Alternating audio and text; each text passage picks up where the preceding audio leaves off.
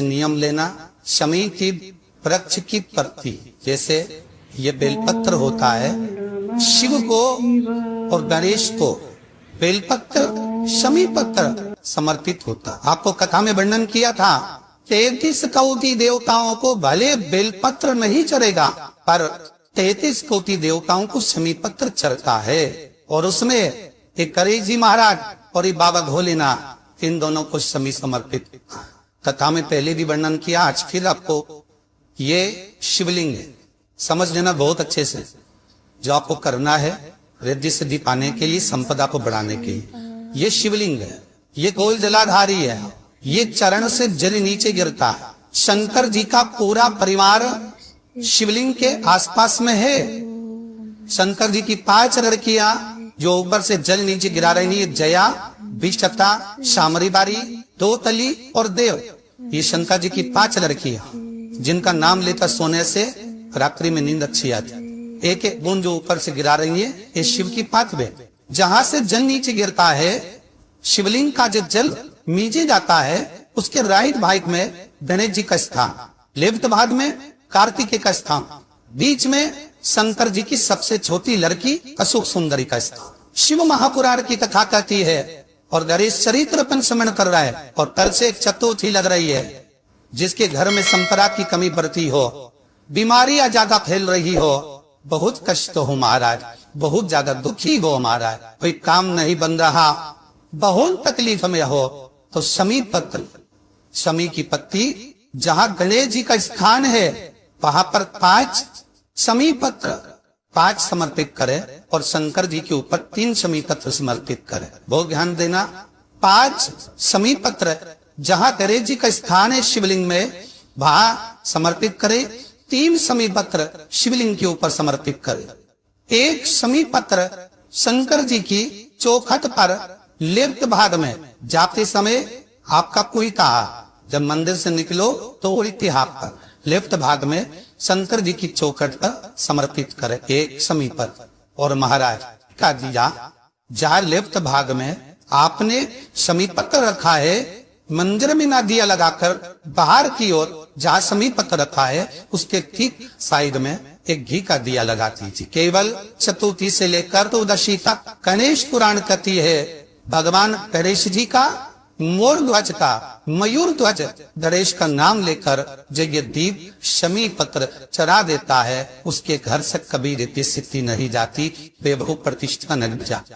कर कर देखना, अगले साल तक आपका व्यापार कितना चलता है हमको पता ना चले, करके देखो एवं। और शिव महापुराण की कथा कहती है, गणेश पुराण के 3 अध्याय में वर्णन किया,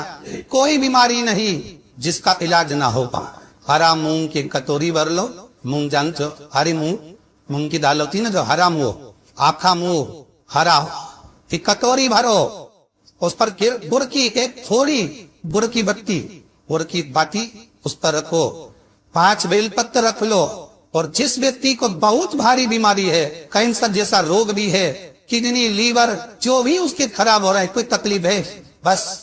वो कटोरी में मुंह लेकर उसमें गुड़ की खोरी रखकर 5 बेलपत्र रखकर, जिसको बहुत बीमारी हो, दमा, श्वास, किडनी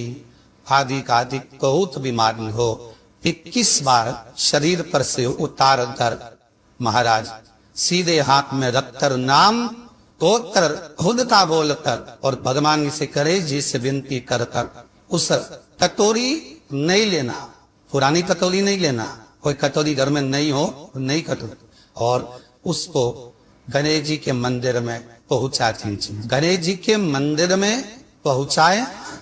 गणेश जी के मंदिर में पंडित जी भी बैठे रहे, हाथ में मत देना उस कटोरी को, भले दरवाजे पर चौखट पर गणेश जी के राइट हैंड की ओर, आपका उल्टा हाथ होगा, गणेश जी का सीधा हाथ होगा, तो गणेश जी का जो राइट हैंड हो, दर्शन करते समय सीधा हाथ इधर आएगा, उस हाथ की वहीं पर हाथ जमीन पे ही रख देना, पर रखना भूमि। महाराज कैसी भी बीमारी होगी, अगर चलने में भी तकलीफ हो रही होगी, पापन पर मन पड़ जाए। गणेश जी महाराज ने कश्यप ऋषि से कहा, सुनो कश्यप बाबा, आपने मुझे दुर्वा समर्पित करी है, ये दुर्वा जो मुझे देगा वो वैभव पर प्राप्त करेगा, जो दुर्वा मुझे समर्पित करेगा उसके जीवन में रोग दूर हटेगा। इस दुर्वा का अलग अलग महत्व है महाराज। कुएं के पास की सफेद दुर्वा, कुएं के पास की सफेद दुर्वा यदि 40 दुर्वा गांठ लगाकर गणेश जी को समर्पित कर कर वापिस उठाकर उस दुर्वा को खाली पे, आपके घर में भी गणेश जी होंगे, उनको समर्पित करो, खाली पे इस दुर्वा को केवल चबा चबा कर खा लो और आधे घंटे बाद पानी को पी लो। गणेश जी को चराना, सफेद दुर्वा को गणेश जी को समर्पित कर कर चबा चबा कर खाना, उदर की प्रॉब्लम, जो भी मसा आदि की प्रॉब्लम होती है उदर से जुड़ी हुई होती है, जिस चीज से जुड़ी होगी, पेट की जितनी प्रॉब्लम होगी आपको, जितनी भी प्रॉब्लम होगी वो सारी, कितनी भी प्रॉब्लम हो पेट से जुड़ी हुई प्रॉब्लम जितनी भी हो, समाप्त। यही दुर्वा शिव महापुराण की कथा कहती है। यदि चतुर्थी के दिन 7 गांठ वाली दुर्वा 21 ले लो और चतुर्थी के दिन गणेश जी को समर्पित कर दो, पंचमी तिथि को उस दुर्वा को उठाकर